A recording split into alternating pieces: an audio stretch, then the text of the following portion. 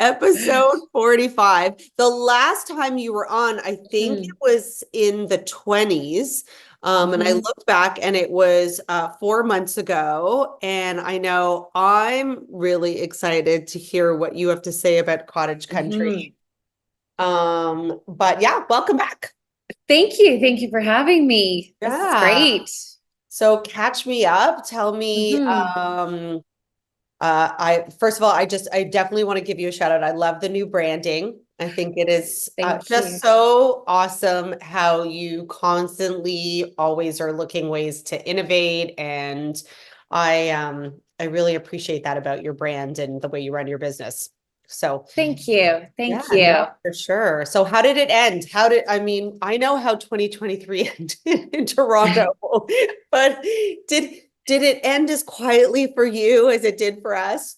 It did. It did. I mean, I think, a lot of the people and in speaking with fellow colleagues, clients, there was still just a whole lot of wait and see happening. I think people were, um, 23 just represented this year of uncertainty, and people, unless they absolutely had to make a move, a lot of them were just inclined to sort of say, okay, yeah, let's see what happens and we'll kind of just ride it out. We Yeah. typically in the waterfront market start to see sort of the things start to phase out definitely by mid-December. This year it felt even earlier than that. Like I know with some waterfront properties that I had, we were hitting November and it was just kind of like, you know what, let's just hit in the new year. So it was interesting to see. And of course, you still have some people hanging on, but I tell you, there was not a lot of activity with those. But what was interesting is what we've seen now are properties that were listed in 23 are coming back on and they're moving at a different price. Yeah, so that's I saw definitely the same thing in Toronto where, the Mhm. end, I would say like November, December again, the guru of, housing, Benjamin Tal, definitely, called it was the buyer's market with no buyers. Right. It wasn't Yeah. like literally I Yeah. had a listing out in the West End of Toronto. And, I keep my clients updated. This is what sold this week. This is the activity, even digging Mhm. into the analytics on Broker Bay, and it wasn't like, oh, well, a lower price point is selling, or, we're really seeing this Yeah. segment move. It was like nothing. Mhm. There must have been 80, and the amount of inventory that was out. I mean, you had your choice and people were Yeah. frozen. Yeah. So it's good to hear because that things are moving again. Mhm. So you mentioned something, and I'm definitely seeing that in Toronto also. Like the stuff that wasn't selling is coming back and then selling now. But I'm not seeing it at such a reduced rate. So what are you seeing now at the beginning of the year? Well, it's interesting because there was actually, so right now, I mean, I just prior to our call, I pulled up some fresh stats just to be to be current. And I mean, in 24 for waterfront, looking at, we've had 23 sales compared to 27 in 23. However, we've seen an increase in new listings come to the market. So in January of this year, we had 49 compared to 30 last year. And then in February, we had 76 new listings come up compared to 58. So any sort of from these numbers, you can see sellers kind of contemplating, okay, now is the time. And then with pricing, we're still seeing about 95% of sale to list price. Hmm. Not a lot of competition. I mean, there was a listing, actually, the highest sale so far to date was on Mary Lake and it sold for 3.1. They were listed at 3.5. So it's definitely seeing the negotiations happening. I think too, buyers are more apt to make an offer and see what happens. And I feel too, even from a seller's perspective, we're getting back to really kind of understanding, feeling more confident in what is market value versus the throwing a price in, let's see, and hope and go for it. So that is certainly seeing the negotiations happening again. So interesting to see. We're not seeing that in Toronto. So we're still quite low in inventory, personally, when looking at a lot. And I think it's a matter of like, I've got people who would become sellers if I could just find them product. So there's not a lot of product yet in Toronto. January, February feels early to me to put something out in cottage country. So it's interesting to me. Do you feel that maybe that increase in the listings are people that were a little bit more not desperate, I hate to use the word desperate, Yeah. like more motivated. So they're like, let's get it out now, let's get it Yep. done. And do you Yep. feel like we're going to see that maybe as an overall trend, or you just maybe feel like some of it's peripheral that didn't get sold last year?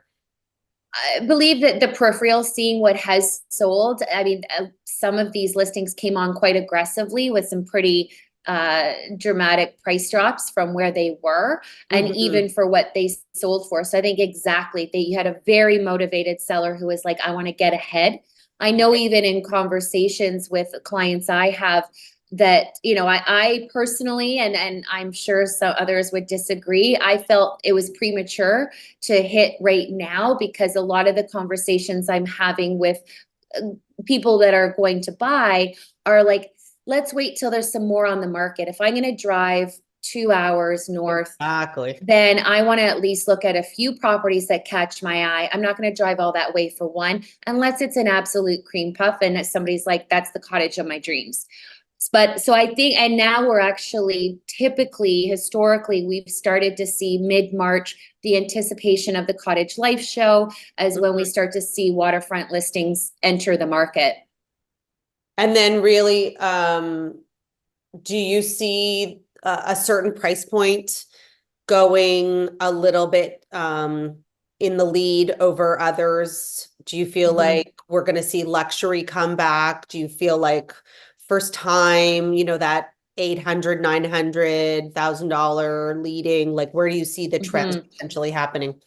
Great question. And last year, when we sort of had that, I kind of call it a bit of a hangover year, right? Because it was just like, and nobody doing anything. And so it was, I shouldn't say no one, but many.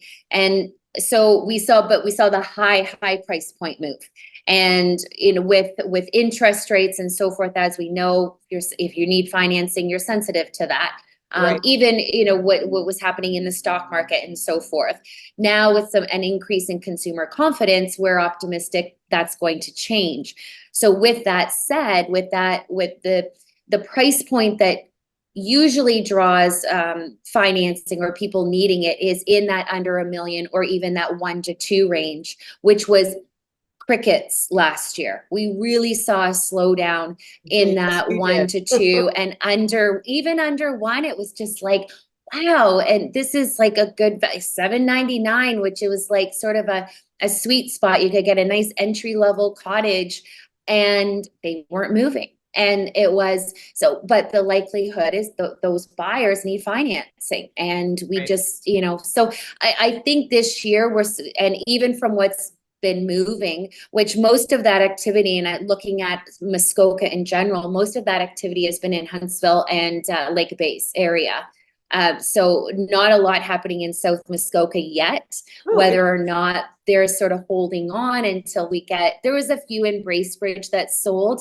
Okay. But primarily, I mean, the median sale price is around 1.4. So I think we're going to start to see that again, that price point between the 1 and the 2 start to move again, and the under 1. Yeah, it was really interesting. I know you and I spoke about a property I had up there, and from a standpoint of just crickets, and I think understanding that it wasn't about price point anymore. Like it really wasn't. And it's interesting you bring out that like it's a big difference for people shopping for cottages than they are just in residential, because it does take, I remember when I was shopping for my cottage, it's a whole day, right? Like you're dedicating, and these people usually are families. So you have to say, okay, we're going to dedicate an entire day to drive up there, and you're not going to do it just for one. And as we know, being in this business so long, if you've got good inventory always sells, right? Like that Yeah, perfect that cottage, like your dream cottage, the one that checks all the boxes, you could yeah, put that out in December, it'll still sell, right? So, exactly. I think that it's something to be, and that's where I was very interested, where you thought that that spring season was going to start Mhm. for you. Um, for us in Toronto, I think it's going to be a late season. I think actually Mm. spring's going to come later just because everybody's ready to come back, but they're big toes only in the water, and they're like, let's just see what the next rate increase is, Oh, or decrease. There's a little bit more sensitivity around the rates, hmm. even though the consumer confidence is back. But thinking about the cottage market and knowing that you have to drive up and you want to see more than what you want to see the variety. Yeah, You don't you want to be the do. only one.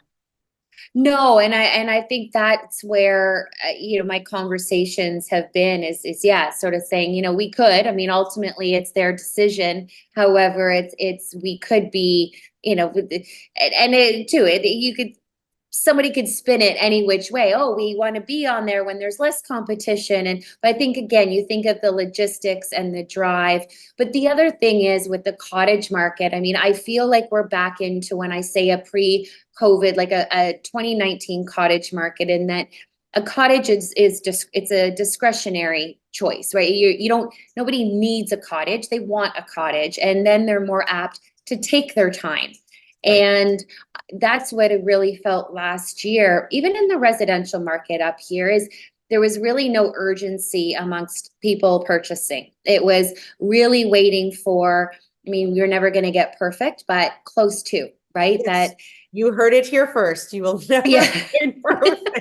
85%. I believe in the 85% rule, right? We're going for 85%, not 100, but No, no, 85% of your checklist. no. You never want to settle, but you also No. never want to run after a bus you can't catch, as I always Exactly. say. I Yeah. like that. Yeah, exactly. Yeah. So, no, it's true. I mean, so going back to the rates, and I feel like everyone's got Mhm. fatigue over it. And I mean, me included, I'm happy not to ever talk about rates ever again. I don't think in all of my like 13 years in this business, I've talked about rates more than I have in the last 18 Yeah. months. Um, Hmm. but do you see rates affecting, your market as much this spring? Because really that's what we're seeing in Toronto. Like it's Yeah. now, Yeah. in the urban market. So you do. Yeah, absolutely. Absolutely. I think just going again back to that confidence, affordability. Now that we're starting to see cottage prices come back to what could be deemed as reasonable, and you can see a cottage, and there's still some people reaching, but that's fine. I mean, we've always had that, and it Right. doesn't matter what's going on. There's always that. But yeah, I definitely feel that the even with rates holding and everybody, it's anybody's guess when they will decrease and by how much. I mean, I hear there's optimism for as early as April, which is I think might be a little soon. But then again, it's anybody's guess. Somebody will be right. Yes, I Somebody will. feel I had a conversation this morning about it, and they were like, "Oh, that's a dangerous prediction," but I also feel like they're setting themselves up, like they announced that inflation was under Mhm. 3%. There is an announcement, I think it's March 6th, that's coming Mhm. out, which is a day I'm listing another property. So, fingers crossed. But I do, believe there's only so long. It's to say everybody stretches for a cottage. There's very few people who can just go and do, as they call it in the old days, a cash deal and just, pay for Yeah. it. So we're all stretching. But I think everybody also wants to kind of get back to their lives and move things Mhm. forward. And what are those times in your lives when you do buy a cottage? It's like when, your kids are a certain age, or Mhm. you're now into retirement or whatever that is. And so Yeah. the time keeps ticking. Yeah, absolutely. Yeah, absolutely. So where do you see also, I mean, where did you see most of the business going on in Muskoka last year? I mean, Muskoka is always like the pinnacle of, people think cottages, they think Muskoka, they think it's so expensive. I could never afford in Muskoka, but there's so many different Yeah. regions and different price Yeah. points. Yeah, so I'm in Huntsville Lake of Bays, and so I've always sort of looked at the cottage market. You've got South Muskoka, which you've got the big three, and the proximity to Toronto makes it very appealing. And there's also a prestige. It's the area code. It's kind of the, I'm on the big three, whether it's Rosso or Joe. And so there'll always be that. There'll always be that sort of concept with South Muskoka. And then we had Huntsville Lake of Bays, and I kind of called us the middle child because on the other, then you have Halliburton, right? And people would perceive, there you go, like you could get more, your dollar could go farther in Halliburton than Oh, it for sure. could elsewhere. But then we saw Halliburton prices start to increase, and now sort of the gap, Amazing. even between Huntsville Lake of Bays and South Muskoka, there used to be a pretty good gap between median sale price, but that gap's closing now. And I think a large part of it is Huntsville itself is out of all of the towns, Bracebridge, It's the best one. Gravenhurst, Well, yeah. I mean, I don't know. I will say Port Carling is, the Yorkville of, I'll never Seasonally, forget. Yeah, seasonally, sorry, seasonally, seasonally. yeah, I'll never forget walking into this really cute boutique and I was just like, oh my God, I absolutely love that sweater. And I'm like, does that say $2,000? yeah, Like I had to look around and I thought, what just happened? Where did it yeah, like I had gone into this like kind of other zone of place. yeah. And then you go to Gravenhurst and Mm-hmm, I have a wonderful friend client who's got a beautiful cottage on, one of the big three, and mm-hmm. there's nowhere to eat. Like they don't even Yeah, have a nice restaurant. So it's very interesting to me to see the yeah. different regions there. So I can see how there's like the delta closes a little bit depending, Mm-hmm. with the demand Yeah. because, well, you can't make any more lakefront. No. And when the demand is so much, I saw a similar delta close during COVID where, someone could say, well, I can afford a semi-detached, but I can't Mm-hmm. find it. I can't afford a detached, right? Like, so you're Mm-hmm. shopping. So this is years ago. Well, that delta closed because if the semi was a great size and it was, renovated and really was the same footprint, let's say as a detached, that premium just to go from a semi to a detached almost disappeared. Mm, So I think once you've got that demand and there's there's more development, there's more, acceptance or mm-hmm. of the different areas, you don't see that delta anymore. Mm-hmm. It's so much of our business is also just perception, Yeah. right? Yeah. Yeah. So Absolutely. that lake doesn't get that price point, right? Or that address or whatever it is. Yeah. Yeah. No, exactly. And I think people though in sort of, I mean, the proximity to amenities is definitely a big one. The coming up from the GTA, people are mindful of if I'm going to be in traffic, I want to maybe lessen that. I mean, it's hard to avoid traffic, but it's so definitely the travel time, the proximity to once you're here to amenities. Is it all comes into play. Lake size, I would say it's interesting. Because I've been 13 years in the business as well, and I know that I felt in the earlier days there was a higher demand for the bigger lakes. People wanted boatability. They wanted to sort of, yeah, they like a medium or a smaller lake that maybe didn't even allow motorboats or there was motor restrictions were kind of less desirable. But now I see more of a demand, particularly with a younger generation actually okay with a smaller, quieter lake. And maybe because they're coming from the city and the hustle and bustle, they Right. really don't want to feel like they're back there, but on lakefront. So, and some of these bigger lakes are busy. So Oh it's my it's God. yes, Yes. I mean, if yeah. you again going to a friend who has a cottage on Lake Muskoka on the Mm-hmm. small lake of Lake Muskoka, Mm-hmm. and there's I wouldn't call it a ferry. You know, the two, like it's a double decker, I guess it's a double decker ferry, like it's a Yeah. tour. I can't remember what it's called. And I Yeah. remember the first time I ever went up, I mean, it's absolutely beautiful. And yes, it's an hour less drive, which is like worth Mm-hmm. a lot to a lot of people, less than mine, Yeah. right? So Halliburton, for sure, that would be the downside. It's a 3 hour versus Muskoka Mhm. could be a 2 hour.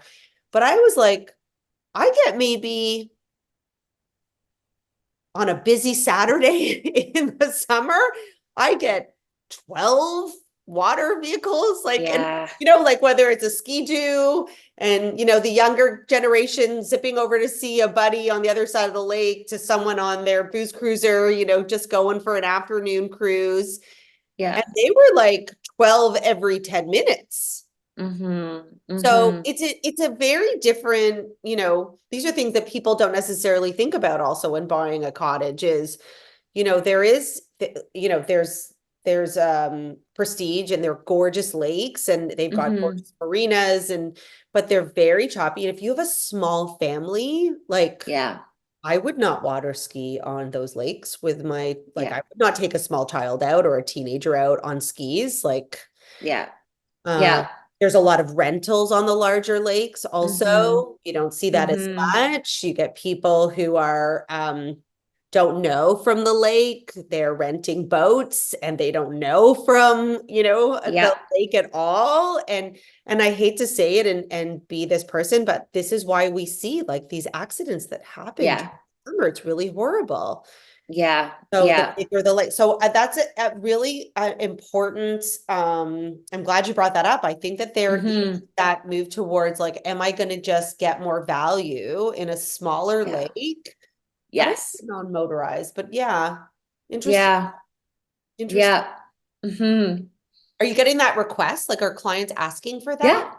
Yeah, definitely, definitely. Like they want, I mean, the biggest was sort of at the forefront is, I mean, most people don't want work. They, if they've got to do a little bit of painting, so forth. So, I mean, they easy ground maintenance. They're not wanting to come up to the cottage and cut a lawn, right? Like the whole idea is to sort of kick back, not have more projects. So a big thing is they're looking for something relatively turnkey, on a lake with good water quality, Yes, and exposure still is, I mean, that's still high up there. People want to have, there's certain exposures that are considered prime, and nice waterfront, shallow entry, especially if they've got young kids. for sure. So there's, I mean, it's pretty common. It's not often I don't hear, like, most people's checklists are very similar, Okay. but definitely sort of, yeah, opting. So one of my questions is, what size of lake is it? How important is the size of lake for you? Right. And sort of go through that. And for some, they're like, it really doesn't matter. If it crosses, checks off these boxes, then I don't care if it's a smaller lake. So there's people more open to that idea now. Huh, interesting. Mm-hmm. It's Mm-hmm. also it is a good point. Like those pinnacle cottages or the cottage of their dreams have all, Mm-hmm. the Muskoka room and the shallow entry all is very, very key when your kids are small. And those are the Yeah. people that are getting into those Yeah. entry level And properties. fire pit area. That's another checklist item. Big time. Interesting. Yeah, yeah. Like that's when, like, this, like, and even when I'm going through cottage properties, for evaluation purposes, I actually am like, okay, where's the fire pit? Where's the Muskoka room? Right? What's the condition of the dock? Like these literally, because people go to the cottage, they want to have a fire. They want to sit by the fire. And so I've been to some where just from how it's set up, the fire pit could actually be like Back. back behind the cottage, and people are like, that's not going to work. And so that's actually, depending, on obviously the person, that could potentially be a deal breaker if they see their family sitting around and gathering by the fire instead of the TV, right? So Well, you sell a lifestyle. There's no question. Much more exactly. than I do. And that, I always said to my husband, I was like, the first thing I'll do is have a Caesar on the dock because that's just, there's nothing more Canadian and cottagey than that, right? That was, Yes. and I think people get stuck on that. But the Yeah. fire pit's an interesting one. All right. Yeah. Yeah. That's high up on a lot of lists. And they Uh, may not even realize it until they actually get there and they're like, well, where would we put the fire pit? So, yeah, no. mhm. So, okay, so let's recap and then I'll let you take your day back. Okay. So we're expecting a rebound. It sounds like we're expecting a Yeah. rebound. We're expecting prices softer or stable. I would say stable. I mean, I think we're getting back to, yeah, sort of something that's a little bit more reasonable. I think again in conversations with people who are considering selling, they're more open to saying, "Hey, Kim, what's the price? What is going to move this place? What's it We're not testing. Yeah, we're not testing the market. yeah. We want to sell. Let's go." And we think it will be sometime after the cottage show. And Yeah. so I would love to have you back after. Maybe we'll do another one in the fall and we'll hear how the summer went. Yes, that'd And be great. again, if anyone is thinking or buying a cottage, they need to call Kim up in Huntsville for sure. Well, as always, we'll have your contact info in the show notes. And it was Thank great you, to see your Rachel. stylish face. And Thank you. we'll stay in touch. And thank you so much, as always, for your time. Thank you. All right. See you later. Okay, bye. Bye.